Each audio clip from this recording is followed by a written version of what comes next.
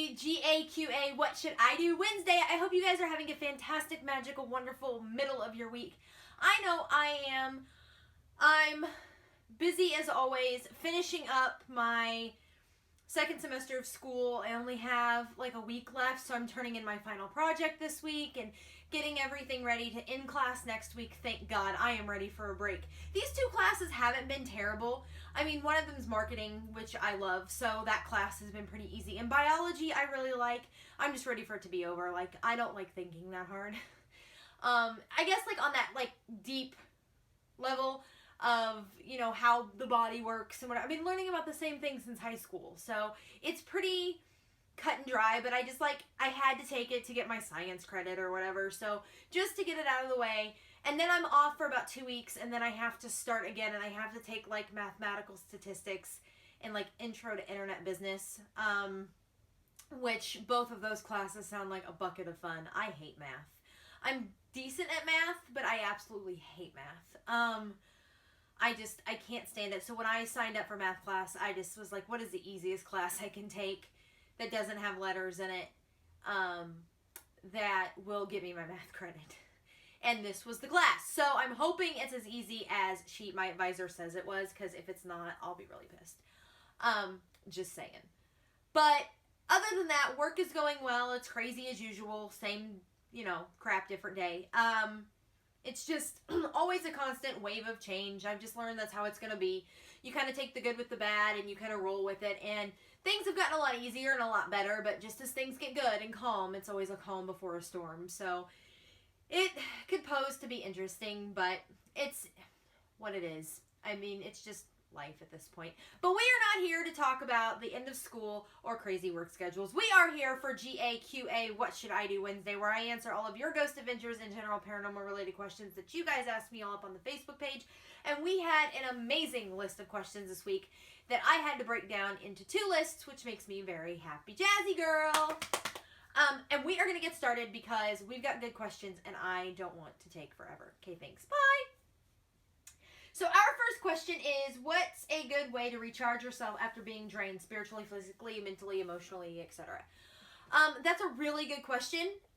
Anybody who is anybody gets drained. They just get drained of everything. They just have the days where they're just like, oh, forget this life. I'm just over it. Where you're just not yourself. You seem really out of it. You're tired. You're cranky. You're gripey. You're just kind of blah. For me personally, a few things work for me. Meditation works really well. Bubble baths for me, candlelit, nice, soothing. I know, romantic, blah, whatever. But that doesn't apply. But bubble baths are just relaxing for me. I can just lay there and just kind of drift away and relax. I like to just curl up and watch a good movie. It's just, they're basically ways that you can center yourself by yourself. I think being alone is really important when you are looking to recharge yourself. A good thunderstorm always helps, but getting into winter, those are going to become fewer and farther between as it gets colder. But being alone, meditation, centering yourself, breathing, relaxing, being calm, putting yourself in a calm environment, those are all things that are going to help you recharge and get your energy back. You can, use stones, and you can use prayer, and you can use different tools to help bring back positive energy. Salt lamps work really nice. They kind of purify the air around you and kind of help you be able to breathe a little bit better and just a little bit easier. And just being calm is such a big factor. When you surround yourself with people, then you are exposing yourself to their energy, and it can sometimes be negative, and it can sometimes make you even more tired. So when you're looking to really recharge yourself and just kind of get back to where you want to be, a good night's sleep, which doesn't always happen for me because I suffer from insomnia worse than you know what. But just being by yourself, just being calm and relaxed as much as possible. Candles, meditation, prayer, a good bubble bath, a good book, a good snack. Those are all things that are going to help you recharge and kind of get back to where you want to be. So, very good question. I like that one. Our next question is, will Ghost Adventures go to Peoria Old State Hospital? I don't know. I don't know how they determine their locations and how they determine where they want to go. I think that they scour for the good stories. They try to find out what people are talking about, what people are mentioning. Is it coming across the news? Is it becoming a big place? Has other news outlets and local authorities, done things with the location? Just because it's, a hospital or an insane asylum or a graveyard doesn't mean it's necessarily haunted. Not saying that it's not, because I don't know anything about that place. But I'm sure that there's just a lot of research. They do a lot of research into the history of it, into the paranormal history of it before they make a decision. So I don't know if they're going to be going, but who knows? We've got another whole season, half a season of Ghost Adventures now, and another whole season of Ghost Adventures coming up with season 12. So who knows where they are going? It is only to be determined.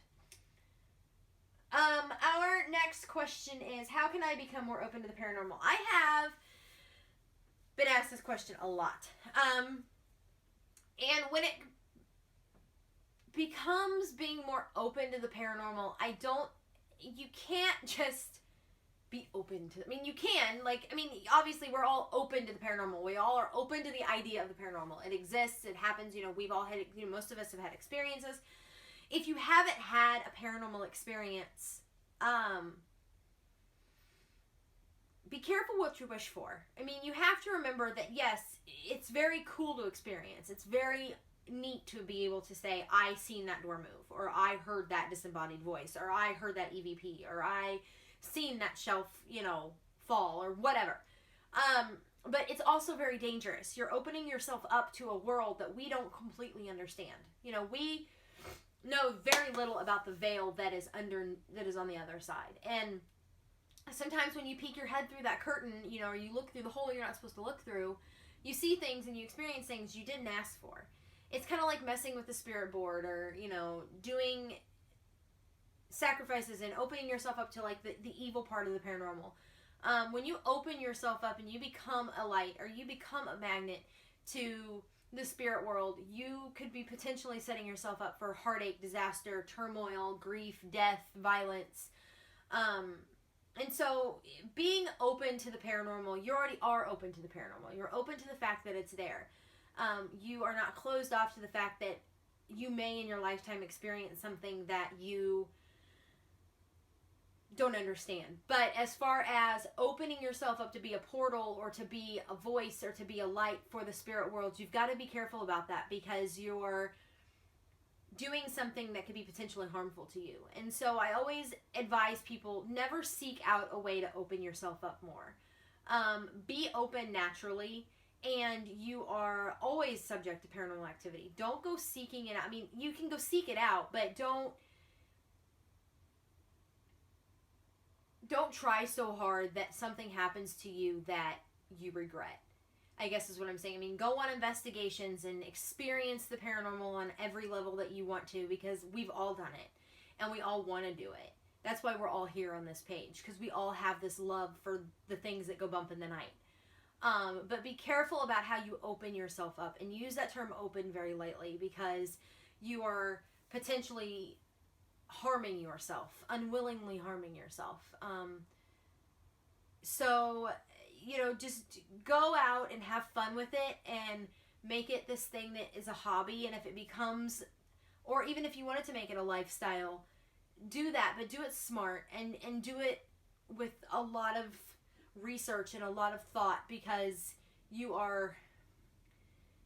got to be careful. And so when it comes to just being open, just be open naturally. Let things happen as they occur. Go out and seek the paranormal, but do it smart, and do it with research, and do it with a level head, and don't get so wrapped up in it that you lose yourself and could be potentially harmful. Is the best advice that I can give, for sure. Our final question is, I keep seeing dark shadows out of the corner of my eye. Is it a good or a bad thing? Well, it's not necessarily bad. It's not normal. It's not necessarily okay. It would have to be investigated, for sure. I think that to determine what they want or the point or the purpose is hard to say. I don't know your situation. I don't know your life. I don't know the ins and outs of what's going on. Shadows typically are not good. Dark especially are not good. Black are not good.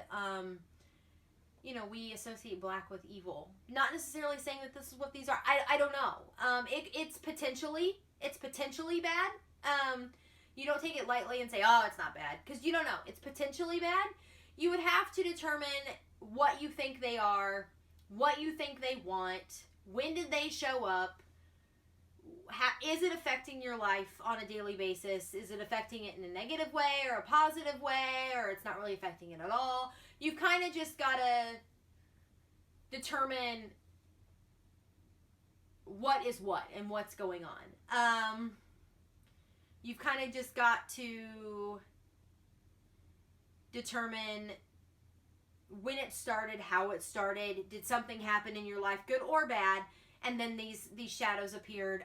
It could just be a spiritual presence or a spiritual energy trying to get your attention, trying to tell you something, and this is the only way they know how to manifest. It could be dark, it could be evil. So you just need to sit down with yourself or with your family or whoever it involves and say, okay, it started here.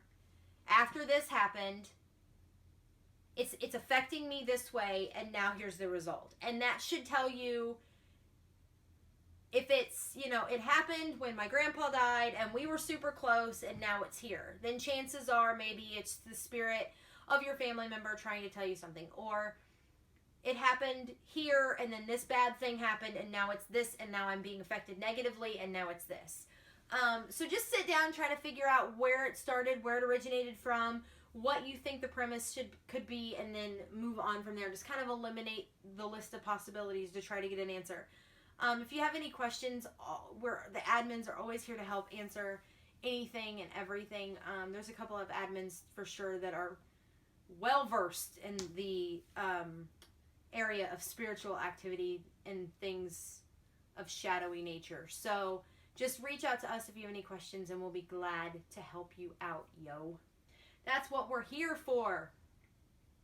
But that is all I have for GAQA What Should I Do Wednesday. I will be back on Friday for GA Flashback Friday, where I recap a past episode of Ghost Adventures. Until then, stay happy, stay healthy, have a great, amazing rest of your week. I will see you guys on Friday. Much love and happiness. Bye.